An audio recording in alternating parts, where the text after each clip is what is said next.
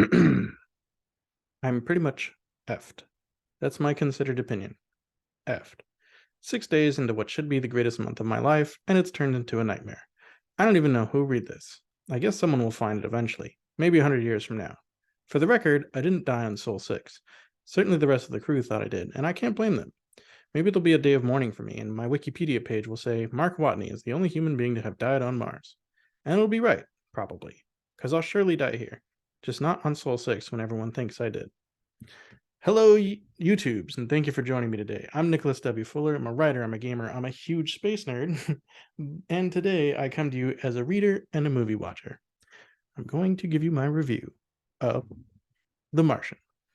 Way back in 2015, I became aware of The Martian from the movie trailers, and I was so here for it. I was excited, I was pumped, I was ready for this movie, and I came to the movie theater to watch it, and it blew my mind.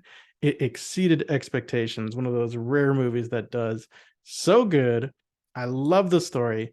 I walked out of that movie theater and I walked next door to the bookstore that was right next door to the movie theater, and I bought this book right then, and I sat down and started reading.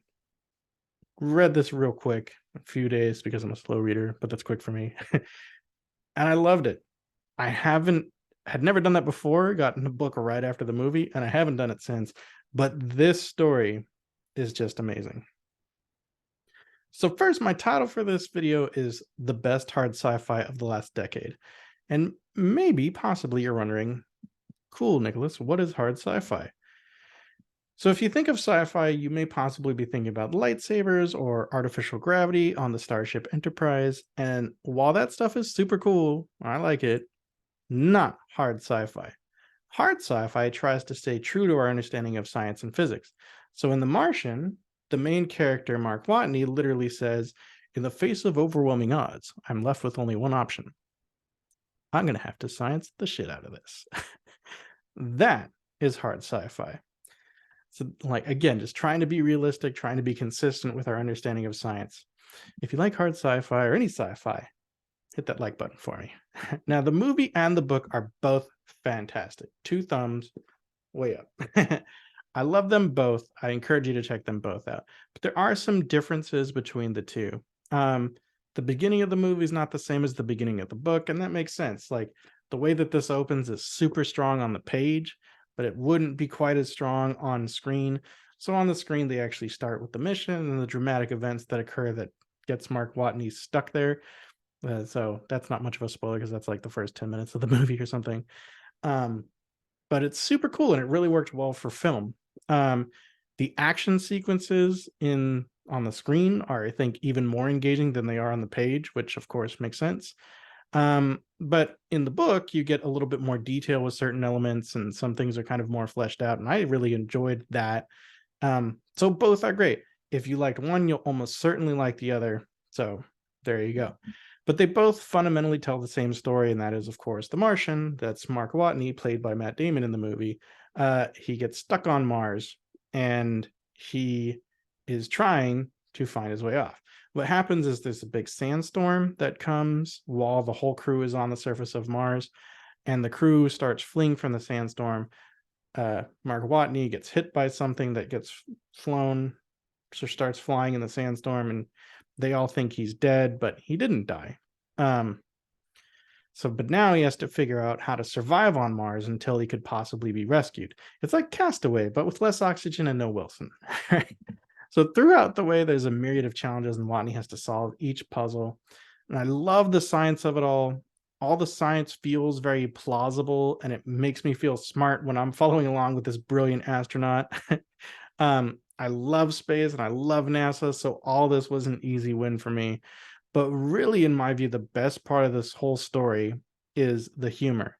And that's saying something because I really, again, I love space. I love space. I love space. I love space, But the humor in this is fantastic. Andy Weir wrote Mark Watney to be so funny and so optimistic but hilarious. And he does just an incredible job of making him believably optimistic, though you do see moments where Mark Watney is clearly struggling to kind of keep going on and to have any sort of optimism and hope. But he manages to keep plugging away, and a lot of what carries him is this incredible sense of humor. such as log entry Sol 381. I've been thinking about laws on Mars. Yeah, I know it's a stupid thing to think about, but I have a lot of free time. There's an international treaty saying no country can lay claim to anything that's not on Earth. And by another treaty, if you're not in any country's territory, maritime law applies. So Mars is international waters. NASA is an American non-military organization and it owns the habitat.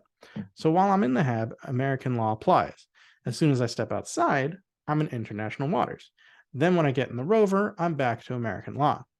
Here's the cool part. I will eventually go to Schiaparelli Crater and commandeer the Ares Force lander. Nobody explicitly gave me permission to do this, and they can't until I'm aboard Ares 4 and operating the con system. After I board Ares 4, before talking to NASA, I will take control of a craft in international waters without permission. That makes me a pirate. I am a space pirate.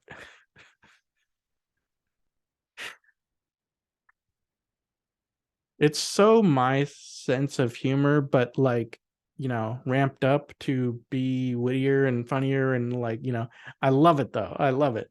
The whole story is badass. Mark Watney is a nerd and a badass, and he's hilarious. And if you're here watching me, you're going to love him too. If you saw the movie but haven't read the book, run, don't walk to go get the book because you're absolutely going to love it. I know I did. You will too. Thanks for watching. Please like and subscribe this video. And if you think I look like Matt Damon at all, please tell me in the comments. I would love to hear it. Thanks again for watching. If no one's told you today, you're totally nailing it. And just like Mark Watney, every next day you make it to is a win.